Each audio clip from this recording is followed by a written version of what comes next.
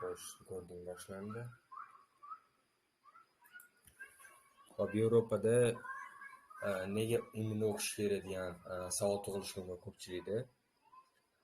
Yevropa bu hammamiz bilamizki, juda ajoyib lokationlardan biri hisoblanadi.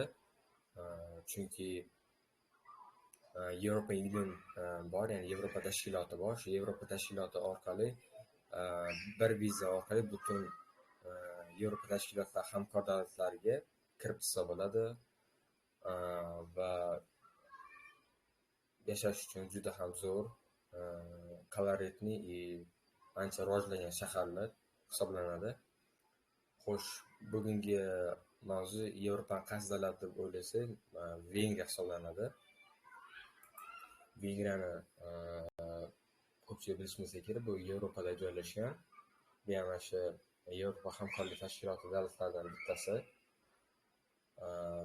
Endi savol tug'iladi, nega Vengriyani tanlashimiz kerak? Vengriyada tanlashimizni asosiy sabablardan bittasi bu akademik reputatsiyasi, ya'ni ularda dunyoda o'zini ancha o'rniga ega hisoblanadi.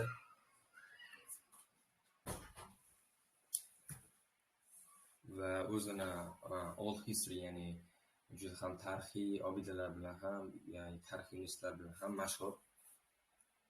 Keyingi sababi bu ularning diplomi juda ham prestijli, ya'ni yuqori darajada hisobga olinadi.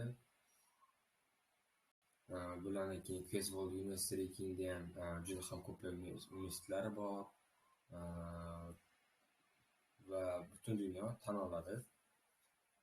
Xo'sh, keyingisi welcoming culture, ya'ni bu nasionalizm umuman yo'q deyarli. Ularda hamma madaniyatni hurmat qilishadi, hammasiga to'g'ri munosabatda bo'lishadi va hammani qabul qilishadi. Hop, keyingi sabablardan bittasi bu bosqichlar, ya'ni bakalavr, magistratura, PhD va boshqa majorlarga hammasi bor. Juda ham ko'plab turlar o'qitiladi. Ularda ayniqsa meditsina rivojlangan, qo'shimchasiga art ham rivojlangan. Xo'sh, keyingi sabab cultural attractions, bu nomlar vosita bo'ladi. Travel connections, boya eslatib o'tgandek, Yevropada o'qiyotganingiz ularning vizasi bilan Schengen viza deyiladi, viza turi. Schengen viza bilan 29 ta Yevropa davlatiga kirib chiqsangiz bo'ladi bemalol. Ortiqcha hujjatlarsiz, shunchaki mashina arendaga olib turib, davlatlarni kesib o'tsangiz bo'ladi. Ularda post kontrol bo'lmaydi, blokpostda umuman bo'lmaydi, shunchaki bemalol kesib o'tsanglar bo'ladi. Bu degani Vengriyada o'qib turib ham Italiya, Ispaniya, Shvetsariya, shunga o'xshagan Yevropa davlatlarini bemalol aylanib chiqsa bo'ladi.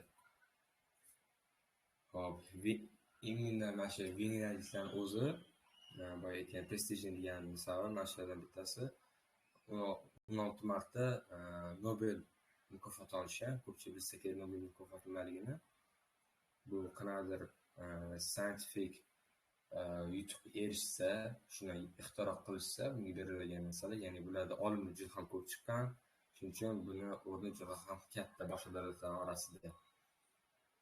Hop, English language education. O'zida o'zining tili bor, tilda gapirsangiz ham bo'ladi, yoki ingliz tilida gaplashsangiz bo'ladi. Ya'ni educationni ingliz tilida ham offer qiladi. Unaqa muammolar bo'lmaydi. Hop, straightforward admission requirements. Qualitysi yaxshi educationdan keyin ularda aniq admission requirementlari bor. Chunki meditsina bo'lsa, meditsinaga doir, yoki injiniring bo'lsa, shunga doir, boshqa universitetlar aniq emas. Ya'ni hammasi uchun overall bo'lib ketadi. Ba'zi bir narsa, misol uchun to'g'ri kelmasa ham require qilib qolishi mumkin sizning yo'nalishingizga. International diplomacy'da so'rab qolgan narsa requirementda siz umuman o'qimagan bo'lishingiz mumkin, mana shu narsa minusga o'ynashi mumkin. Va oxirgi sababi bu affordable cost. Juda ham arzon narxlari, O'zbekistonda albatta qimmat, lekin Yevropa davlatlari orasida ancha arzon yuradi. Oyliklari yaxshi, yashash narxi nisbatan kam va xarajat ham shunga yarasha nisbatan kamroq. Ya'ni ko'p pulingiz topsangiz, ko'p narsangiz xarajatga ketib qolmaydi. Xo'p, endi Vengriyadagi tuition fee'lar, ya'ni kontrakt narxlari ko'p desa bo'ladi. Hop, Master Portal degan saytda xabar berishicha, 2021-yilda ma'lumotda yangilangan o'rtacha 1200 yevrodan 5000 yevrogacha kontrakt narxlari, bu 1 yillik. Lekin meditsina va mana shu bu tish sohasida stomatologiya yo'nalishlarida bo'lsa biroz qimmatroq, chunki meditsina ancha rivojlangan. Shuning uchun kontrakt narxlari ham ancha baland yuradi. Lekin ko'p yo'nalishlarga shu 1200 dan 5000 gacha. Kimlarda privatelarda biroz farq ham qilib qolishi mumkin. Hop, bir o'zi 4 ta eng yuqori recommended universitetlar: University of Pax, University of Szeged, University of Miskolc, International Business School. Keyin aytish mumkin, student living cost qancha? Ya'ni student u yerda yashasa qancha xarajat qiladi? Xo'p, bularda xarajat qaysi shaharda yashashingizga, keyin qanaqa sharoitda yashashingizga qarab farq qiladi. Shuning uchun range aytaman, 375 dan 700 yevrogacha deb ko'rsatilgan. Endi buni misol uchun 375 yevroga minimal yashash bilan misol uchun accommodation olib, o'rtacha ovqatlanish, keyin leisure activities qilmasdan qilsa, ya'ni tejab yashasanglar 375 yevroga yashasanglar bo'ladi. Lekin atak normal yashayman, misol uchun boshqa restoranda ovqatlanib turaman, shunga o'xshagan boshqa leisure activitieslar qo'shsanglar biroz narx ko'tariladi, lekin baribir 700 yevro bu nisbatan kamroq. Misol uchun Amerikada oladigan bo'lsak, bitta student bir oyga 1,5 ming, 2 mingga yaqin pul sarflanadi. Juda ham og'irlik qiladi ko'p studentlarga. Xo'sh, bu student accommodation cost, ya'ni buni biz aytamiz yotoqxona. Student yotoqxonalar ham juda arzon. Universitetlarni yotoqxonalari juda ham arzon, agar shaharni markazini alohida oladiganlardan tashqari. Misol universitet yotoqxonalari 100 yevrodan past. Bu ancha yaxshi. Unchalar qiynalib qolmaysiz. Misol uchun o'zingiz O'zbekistonda ham agar turgan bo'lsa, Toshkent shahrida 100 dollardan tepasi topasizlar. Agar umuman yomon sharoit bo'lsa 800-900 zo'r topiladi, o'shalar 4-5 kishi bilan turganda. Xo'p, bu yerda yana bitta alohida cost of living sayt ochib qo'yganman. Imенно qasdlar narxlarni bilib olishimiz uchun. Ularda yevrodan oladigan bo'lsa, 1 yevro 400 bilan vengriyacha pulida to'g'ri kelar ekan. Xo'sh, ovqatlanishlari, misol uchun bitta ovqat o'rtacha 4-5 dollar bo'ladi. Restoranda biroz qimmatroq, 5 dollardan boshlab to 12 dollargacha. 1 litr sut hechimiz kundalik hayotga kerak bo'ladigan 90 sent. 90 sentimiz bu bizada 10,5 ming bo'ladi. Bizada deyarli. Xo'sh, mana non oladigan bo'lsak, non 1 dollar, biroz qimmatroq. Petrol, ya'ni benzin, bu litrga hisoblansa kerak. 1 litrga 2 dollar. 24 ming. Hop, transportdan oladigan bo'lsak, 1 oylik VIP tarif agar avtobusdan olsanglar 10 dollar tushadi. Bu taxminan shu 127 ming, 130 ming atrofida turadi. O'zbekistonlik narx bilan deyarli bir xil. Bizlar shu 150 ga olasizlar hozir. Hop, agar single bus ticket, ya'ni bir martalik chipta olsanglar $1. Shunga o'xshagan hamma narsalar narxlari ko'rsatilgan. Agar kimgadir kerak bo'lsa, kommentariy yozsangiz tashlab qo'yaman buni ham. Xo'sh, mana yana accommodation. Private flat, ya'ni ko'chadan частныйga kvartira olsanglar narxi biroz qimmatroq. Lekin turadigan odamlarga qarab o'zgarib boradi. Masalan, €175 ga topsa bo'ladi. Hop, bu aytgan dormitory yana yotoqxona $100 dan $130 gacha, $100 dan arzonlanib tiqilib yotibdi. Uning o'ziga bog'liq. Xo'sh, endi asosiy qismga o'tamiz. Vengriyani Stipendium Hungarikum degan dastur bor. Bitta bu scholarship dastur hisoblanadi. Xo'p, bu qanaqa dastur? Bu hamma uchun ochiq, restriction bo'lmagan, bakalavr, magistr yo'nalishida topshirsangiz bo'ladigan, universitetga grant yutish portal hisoblanadi. Bu Vengriya hukumatidan tasdiqlangan, Vengriya hukumati o'zi sizlarga mablag' ajratadi. Bunga nimalar kirishi mumkin deb aytishinglar mumkin. Bunda hamma kontaktinglar qoplab beriladi agar o'tsanglar. Keyin meditsinskiy sug'urta bor, uni ham qoplab berishadi. Va yotoqxonalar bo'ladi. Yotoqxonalar hammasi qoplab beradi va stipendiya ham berib borishadi. Stipendiya endi biroz kamroq, lekin sizga bemalol yetib boradi. Boshqa ish qilishlar sizga ham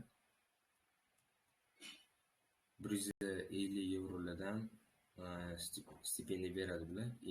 Yana o'zgarib borishi mumkin. Masalan, €150 dan to €500 gacha stipendiya beradi. Bu saytni nomi mana ko'rib olishingiz mumkin. Buni yana olisida tashlab qo'yaman.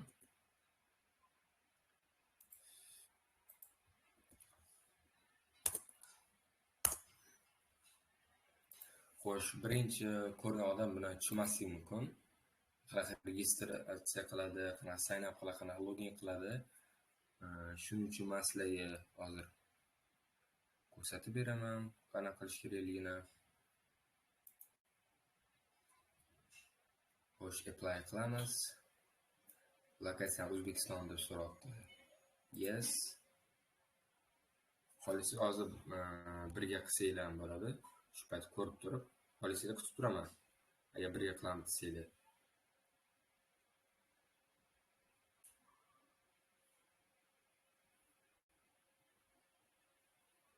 Kommentariy yozsanglar kutib turaman agar.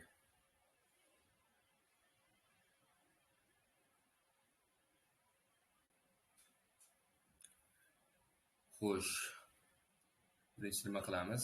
Register qilamiz.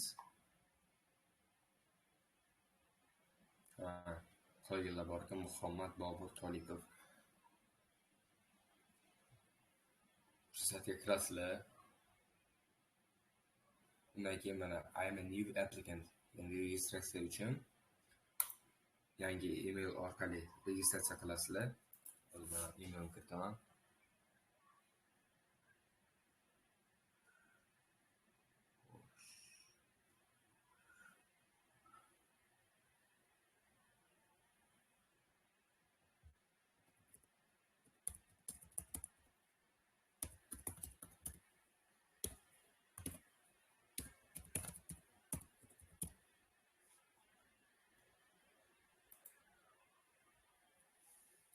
Undan keyin mana emailga xabar keladi. Mana kodni terishingiz kerak bo'ladi. Eslab qolinglar, shunga kirib qilsanglar ham bo'ladi. Hozir emailni verify qilamiz. Uni hozir ko'rsatmayman, hammani o'zida bo'ladi, private narsa.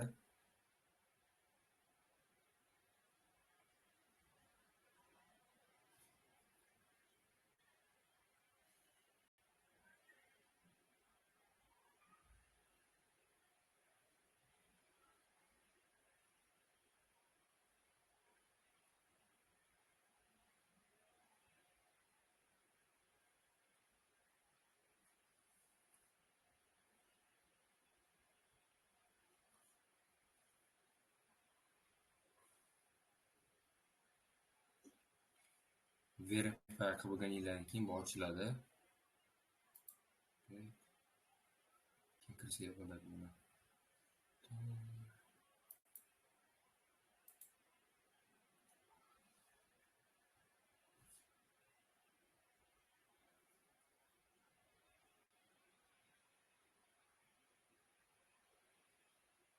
Parolni o'zgartirib olsanglar ham bo'ladi.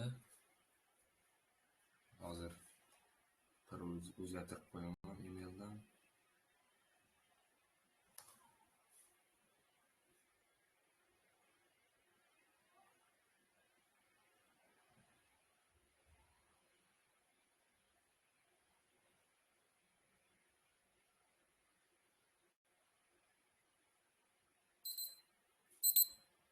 Bizda problema bo'lyapti.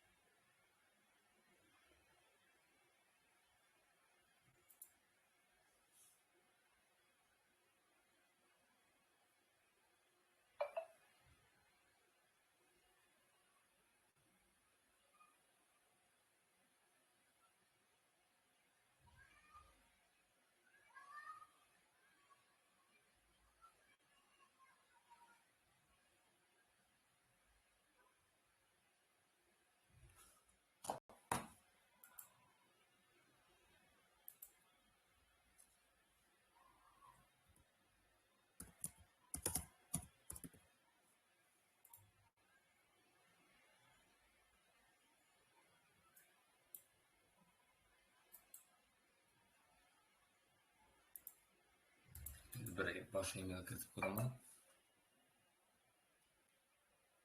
Lekin Google yaxshi ishlamayapti, parol yubora olmayapti. Xo'sh.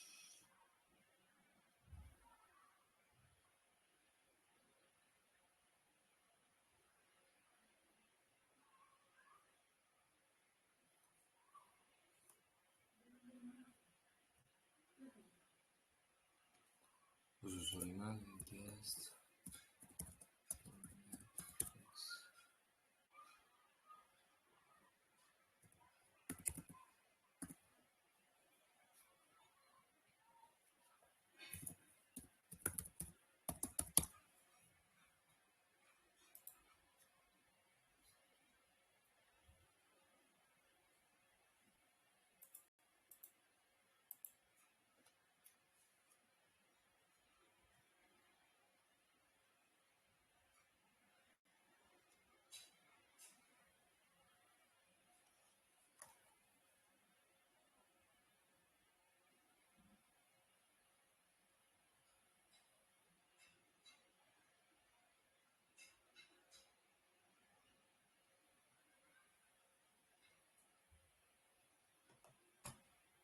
Bu registratsiya qilindi.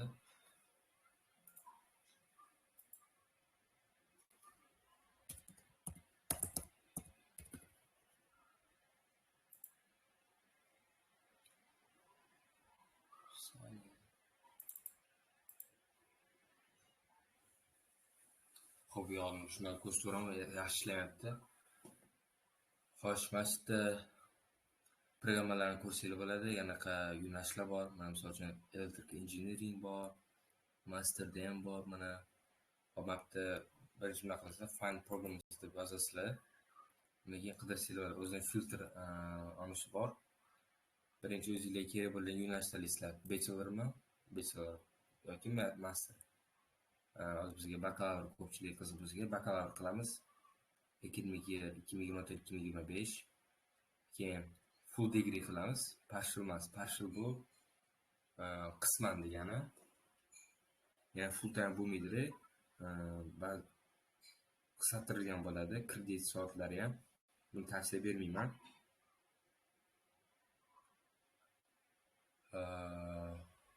Xo'sh, buni o'chirib qo'yamiz. Keyin study language only English qilsanglar bo'ladi. Chunki boshqa tillar bizga kerak emas. Mana. University of Debrecen, University of Tarapishkin. Masalan, filtr orqali to'g'rilashinglar bo'ladi.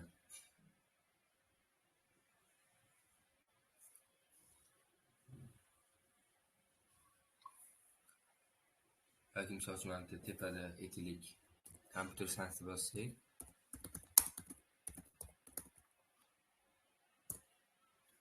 topishga bo'ladi. Aynan computer science o'ziga mana shu filtrlar orqali topilgan 28 ta rezultat topilgan. Mana bitta universitet 2 ta, 3 ta, 4 ta, 5 ta har xil yo'nalishda mana computer science engineering o'zi, keyin sport degani bor.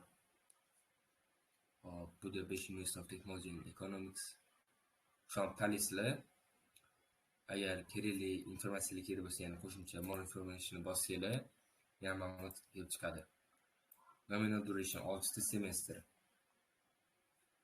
Atigi 6 ta semestr bo'ladi. 1 yil 2 ta semestr bo'ladi, ya'ni yarim yil bo'lsa, bir semestr yarim yilga 4 keladi. Shuning uchun 3 yillik ta'lim bo'ladi. Ya'ni bakalavrda 4 yil o'qib o'tirmaysizlar, atigi 3 yil o'qib turib diplom olsanglar bo'ladi. Mana qaysi tilda o'qitilishi ingliz tilida, bakalavr. Keyin mana kurs kod, ya'ni mana shu nomi desa bo'ladi. Computer Science and Information Technology. Hop. Mana bitta requirement kursilar ham bo'ladi. Entry qualification. High school or secondary education. Keyin IELTS.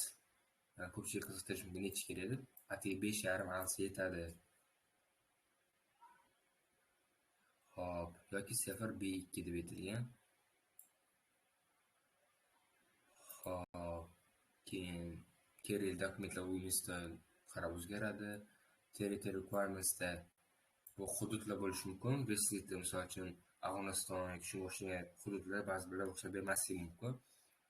Lekin qo'rqmasliklar bilan O'zbekiston deyarli hammasida bor. Hali birontasi ko'rganim yo'q, O'zbekiston chiqarilganini. Xo'sh, keyingi requirement qanaqa bo'ladi? Birinchi mana shu portaldan o'zini ma'lumotlarini to'ldirasizlar. Undan keyin biz mana aytib turibdi, application procedure, misol uchun mana shu bosqich 100 ta pointdan iborat, ya'ni 100 balldan. 50 ta ochko ila bu motivation letterga yoki o'sha yoziladi, bias o'sha professional knowledge and education background. Education background nima kiradi? Sizlarni misol uchun mana shu history lessonlar bo'ladi. Keyingi 50 ta point bo'lsa, bu language proficiency, ya'ni o'sha tilni bilish darajasi tekshiriladi. Bu birinchi bosqichdan o'tgandan keyin bo'ladi. Undan keyin o'sha yerda onlayn intervyu bo'lganda sizlarga savollar beradi har xil. Misol uchun berish mumkin, nega Vengriyani tanlading? Nega mana shuni tanlading yoki qanaqa rejalaring bor? O'zbekiston qayerga kelmoqchi bo'lsa, shunga o'xshagan rejalar berib qolishi mumkin. Yaxshilab tayyorlanasizlar. Bu lekin juda ham oson. 50 ta ball olish. Shunchaki to'g'ri dalil javob bersanglar yaxshi. 50 point bittaroq qo'yasizlar. Mana agar IELTS'lar yaxshi bo'lsa, motivation letter yaxshi yozib bergan bo'lsanglar, mana shu professional knowledge yaxshi bo'lsa, 50 ni olib qo'yasizlar. Xo'p, yana aytibdi. Following the formal check-up of the application documents, the university will organize the oral entrance examination. The entrance exam is successful if the applicant have at least 60 points. Agar eng kamida 60 ball olsanglar 100 dan o'tdinglar degan. Aytib o'tganman 50 ni bemalol olsanglar bo'ladi speakingda. Intervyuda unaqa do'ldirib qo'ymasanglar bo'ldi. Eng kamida 25-30 olsanglar bo'ladi mashina o'zidan. Bunda bo'lsa 50, 40, 50 olsanglar bo'ladi bemalol. Xo'sh, bir odam so'rabdi, Vengriyadagi universitetni ko'rsating. Qanday bor? Shunchaki oson, hatto yozamiz. Hammamiz bilamiz, QS Study degan World Ranking bor. Unda ofitsial har bitta universitet reytinglar ko'p chiqiladi. Shuni yozib, Vengriyada yetadi. Xo'p.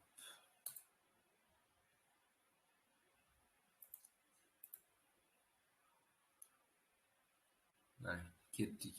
Mana universitet bor, University of Szeged 570-o'rinni olgan 2024-yilda scholarship beradi. boshqa ma'lumotlarni bor, shunchaki ustiga bossanglar yetarli. Mana hozir ko'rsatib beraman.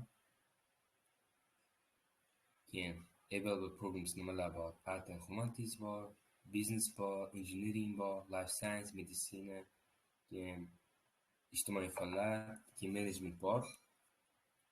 Shunga o'sha har bitta universitetda alohida ma'lumotlar ko'rsatib bo'ladi. Keyingi universitetlar reytinglari. Hop, University of Debrecen. Buni maslahat beraman, zo'r institut bu. Avval o'zim qiziqib ko'rgandim. International studentlari ham ancha baland. Bu universitetga qaragan va qarasanglar 3800 ta xalqaro student o'qisa, bunda 5065 ta xalqaro student o'qir ekan. Bularda kontraktlari bor, ancha $6,500 ekan 1 yiliga. Xo'sh, keyingi universitetlar. Shunga o'sha universitetlar ko'pchilik bo'ladi. Mana shu Debrecen bilan Universitet Zegartni maslahat beraman. Kelasi ham eng toplardan bittasi. Mana shu QSda top mingtalikka kirgan. Xo'sh, endi buni tashlab qo'yaman xohlasanglar.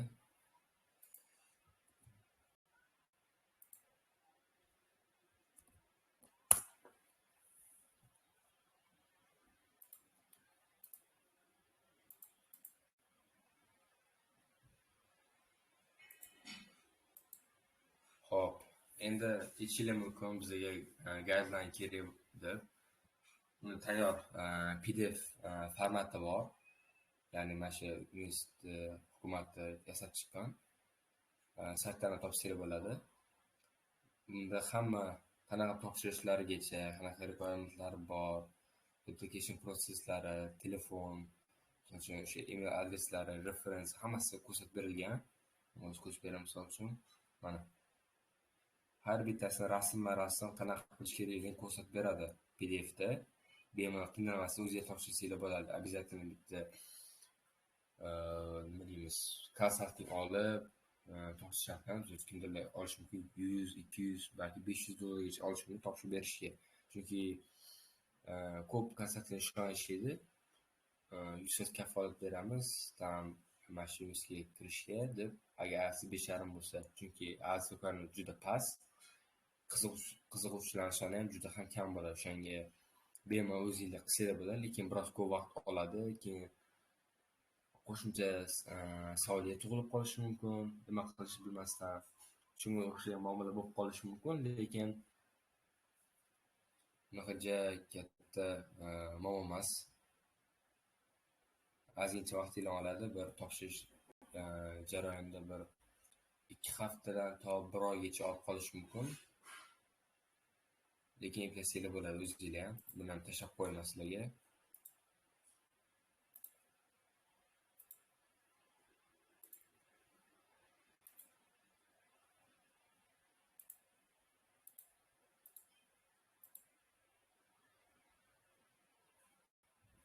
Ya bir marta ovoz tekshirib olamiz. Ovoz yaxshimi?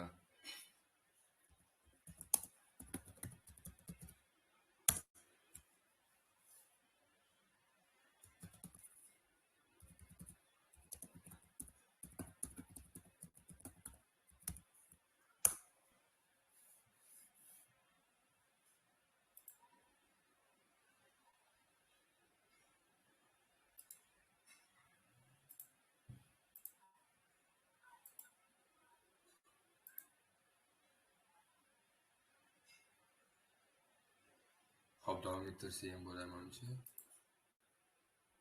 Xo'sh, yaxshi. Bu guideline ko'rib chiqib maslahat beraman. Xo'sh, AS requirement boya aytdim.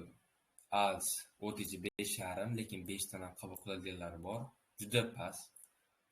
AS aytayotgandek, bemalol xavotir olmasanglar bo'ladi yoki Duolingo ham 100 dan baland bo'lsa o'tadi. Duolingo 100 olish juda ham oson. Bir oycha tayyorlanib turib, ovoz berib bo'ladi. Unaqa qiyin ish emas Duolingo. Xo'p. Endi keyin salary ko'rib chiqamiz. Bu ham qiziq bo'lsa kerak, qancha oylik olinadi, necha pul topish kerak, necha pul topsa bo'ladi.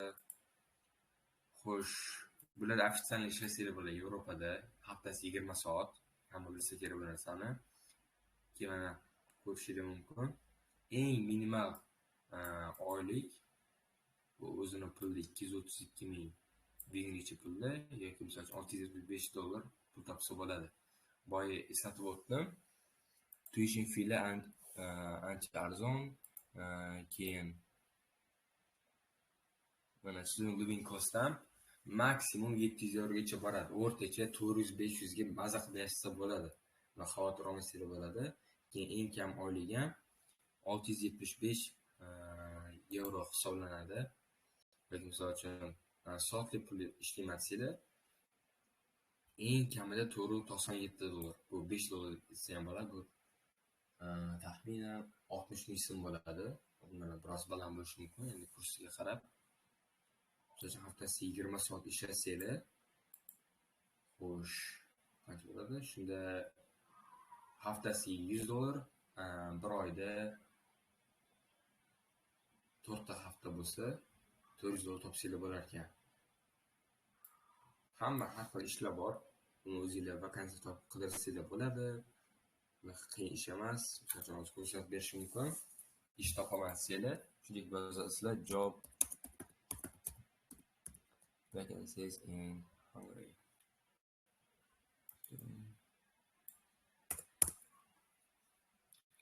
Ishlar kelib chiqqan eng zo'r sayt mana hisoblanadi. Bu barcha davlatlarga ish pozitsiyalarini ko'rsatib beradi. Bemalol o'zlaringiz rezyume joylashtirib ish topsanglar bo'ladi.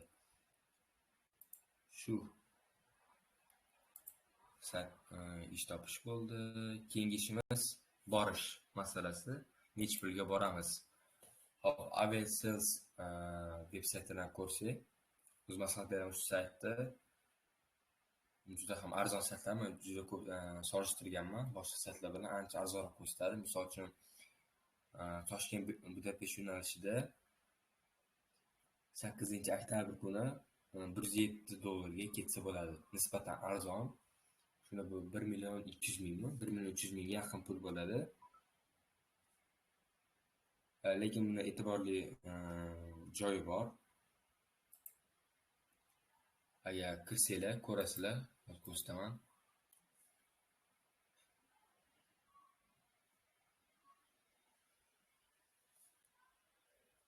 Xo'sh, bu yerda qanaqa tariflardan har bittasini tekshirib chiqishlik shart. Chunki adashtirib qo'ymanglar. Men aytgan eng arzon tarif bor ko'rsatdim-ku, $109, $107. Xo'p, shaxsiy buyum mumkin. Shaxsiy buyumlaringizni bemalol olasizlar, lekin bagaj mumkin emas. Shu joyga e'tibor beringlar. Ko'pchilik o'zbeklarlari aniq bu bolasini yuborayotganda bir bagaj kiyim-kechak boshqa narsani yuboradi. Shu joyga e'tibor berasizlar. Bagaj bo'lmaydi arzon tarifda. Almashtirib ham berilmaydi, qaytarib ham berilmaydi. Agar bagaj qo'shamasanglar $205 pul qo'shiladi. Va ko'rsataman. 10 kilogacha bagaj mumkin. Keyin qanaqa yo'nalishda, necha soat, qanaqa vaqtda davom etishi ko'rsatib berilgan. Bu joyga ham qarab qo'yasizlar bir. Mana xo'sh, Wizz Air samolyotdan uçsanglar, Toshkent, Abu Dabiga birinchi borasizlar. Shu joyga aytib qo'ymoqchiman. Arzon biletlar o'rtacha shunaqa bo'ladi. Ya'ni ko'pincha tranzitni остановка degan narsa bor. Birinchi yo'lda, ya'ni ikki xil samolyot uchib ketasizlar. Bitta samolyotda to'g'ridan-to'g'ri uchmaysizlar-da, agar arzon bilet olsanglar.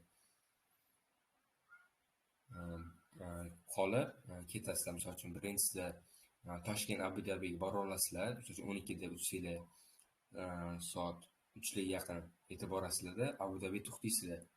Abu Dabidan keyin hatto almashasizlar. Ya'ni o'sha asl edi aeroportdan chiqqan yillardan keyin yana boshqa Wizz Air samolyotiga o'zingizning biletingizni ko'rsatasizlar. Undan keyin Budapeshtga borasizlar. Kimgadir misol uchun uzoq parvoz yoqmasligi mumkin. Agar shunaqa paytda to'g'ridan-to'g'ri samolyotlar ham bor. Uni ham hozir ko'rsataman. Agar kimgadir pul arzonroq kerak bo'lsa, shunaqa tranzitni остановка qilishga majbur bo'lasizlar. Lekin bir tomondan yaxshi. Misol uchun agar Abu Dabiga to'xtasanglar, anchadir vaqt beradi, 1 soat, 2 soat, yoki keyingi samolyot kelguncha. Shu paytda aylanib olsanglar bo'ladi o'zini shaharlarini. Misol uchun bitta odam bilaman, Amerikaga ketayotganda tranzitni qilgan, Turkiyaga birinchi tushgan, Toshkent, Turkiya, keyin Turkiyadan Amerika qilgan. Shunda Turkiyaga tushgandan keyin 4 soat vaqt hisoblangan. 4 soatda Toshkent Turkiyani boshqa shaharlarga aylanib kelishgan gidlar bilan bir tomonda yutgan. Xo'sh, agar bir tomonlama qilaman desanglar, mana qanot sharq samolyotlari bor. Soat 9da uchadi, 12da yetib boradi. Juda ham tez samolyot. 6 soatda yetib borasizlar. Keyin $329. Bu ham yuk bilan birga, e'tibor beringlar. Qo'l yuki ham bor. 5 kilogacha, misol uchun, sumka olishingiz mumkin qo'lingizdan o'ziga. Yoki qanday portfel olishingiz mumkin. Shuni samolyot ichiga olib kirayotganingizda 5 kilogacha bo'ladi. U tekshirib oladi. Xo'sh, keyin qo'shimchasi yuk ham ruxsat beriladi 20 kilogacha. Bu deyarli hammaga yetadi. 20 kilo unaqa muammo bo'lmaydi. Xo'sh, bu to'g'ridan-to'g'ri bez ostanovka bo'ladi. Shuni Toshkentdan Vengriyaga to'g'ridan-to'g'ri uchasizlar. Hop, yana men buni qaytarib o'tmoqchiman. Qani Vengriya. Hop, ochib qo'y. Vengriya skolashiga topshirganinglar yaxshi, boya eslatib o'tganimdek. Barcha xarajatlarni qoplab beradi. Tuition fee yo'q bo'ladi. Scholarship, ya'ni stipendiya beradi. Uni oylik olasizlar. 150 dan 500 yevrogacha. Keyin yotoqxonanglar polni qoplab beriladi. Ovqatlar arzonlashtirib beriladi. Universitet o'zida tariflari bo'ladi studentlar uchun.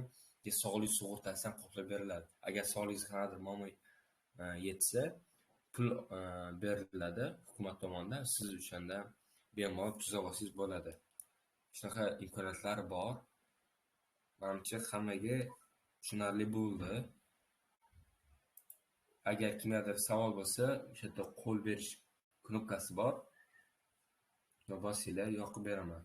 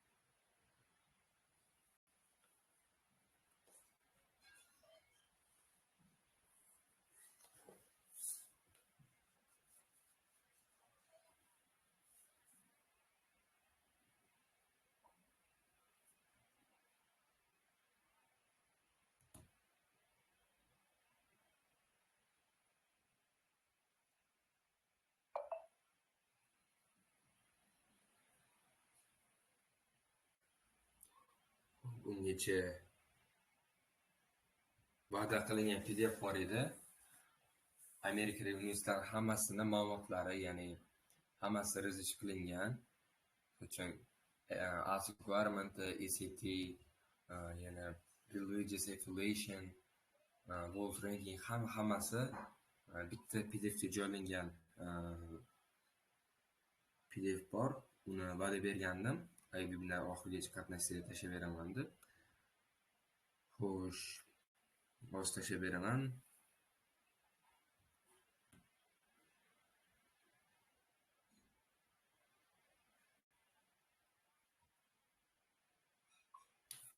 Xo'sh, bu bo'ldi. Keyin yana bir yangiligimiz bor. Bizning komandamiz, ya'ni bir o'rtog'im bilan kelishgan holatda hozir ko'rsataman. Hozir uchun rekording o'chirib qo'yaylik.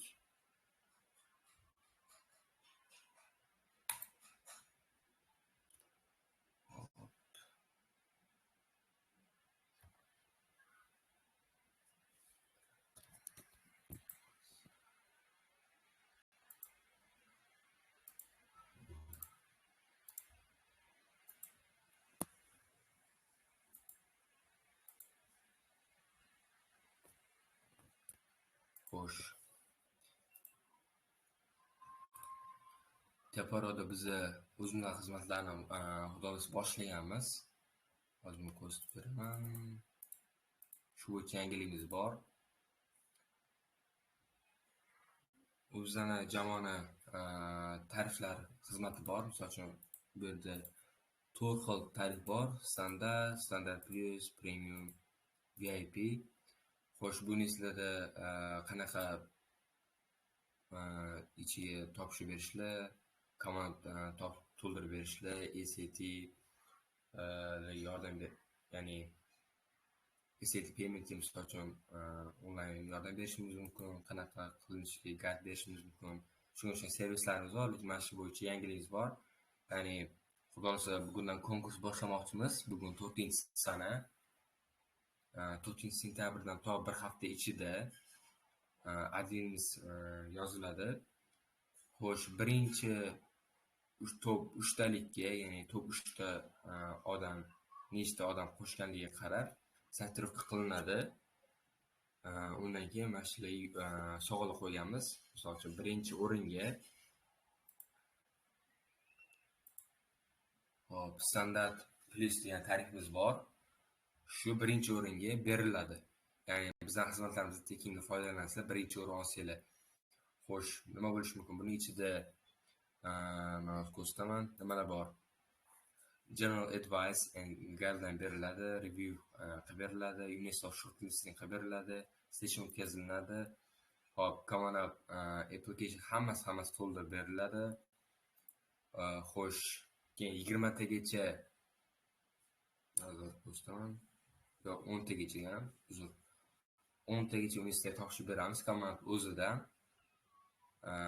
Keyin motivation letterga yordam beramiz, yozilishga yordam ko'rsatamiz.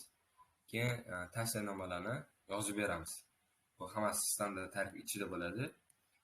$150, lekin kimlardir xiylik qilishi mumkin. Shunga shunaqa konkurs qilganmiz. Hop, birinchi o'ringa shu beriladi. Ikkinchi o'ringa mana shu hozirgi Hungarian Scholarship, ya'ni Vengriyaga topshirib berish, barcha application processni o'zimiz to'ldirib beramiz. Shu o'zimizdan qo'ldan kelgancha yordam beramiz shu Vengriyaga topshirib berishga. Ikkinchi o'ringa shuni. Uchinchi o'ringa bo'lsa standart tarifimiz bor. Bu eng boshlang'ich tarif. Shu maslahatlar beriladi, keyin motivation letter va tavsiyanomasi ko'p chiqib beriladi, feedback beramiz. Keyin shortlisting qilib beramiz. Aytilgan mana o'rtacha 3 tadan 5 tagacha universitet shortlisting qilib beramiz. Keyin strategic plan tuzib beramiz siz uchun maxsus. Bu 3-o'ringa beramiz bu tarifni. Buncha nima qilishingiz kerak? Hozir adminni tashlab qo'yaman. Adminga yozishingiz kerak.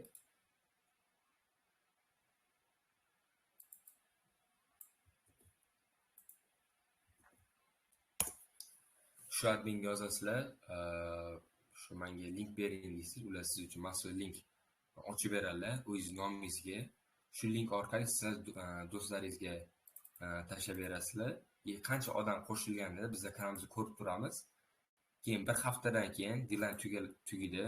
4-sentabrda boshlanamizga 11-sentabr kuni 23:59 da tugatamiz. Undan keyin linkdan qo'shilgan odamlar hisobga olinmaydi. Misol uchun top 3 ta, ya'ni misol uchun 10 ta odam qatnashdi deylik konkursda. Konkursda birinchi o'rinda 150 ta, ikkinchi o'rinda 50 ta, uchinchi o'rinda misol uchun 40 ta bo'lsa, shu odamlarga beramiz. Faqat top 3 talik bo'lishi kerak. Keyin requirement bor. Eng kamida 15 ta odam qo'shib berish kerak. O'sha linkdan eng kamida 15 ta bo'lishi kerak. Keyin yana bitta shartlari bor. Botlar hisobga o'tmaydi. Yana udaleniy akkauntga qo'shilsa ham hisobga olinmaydi.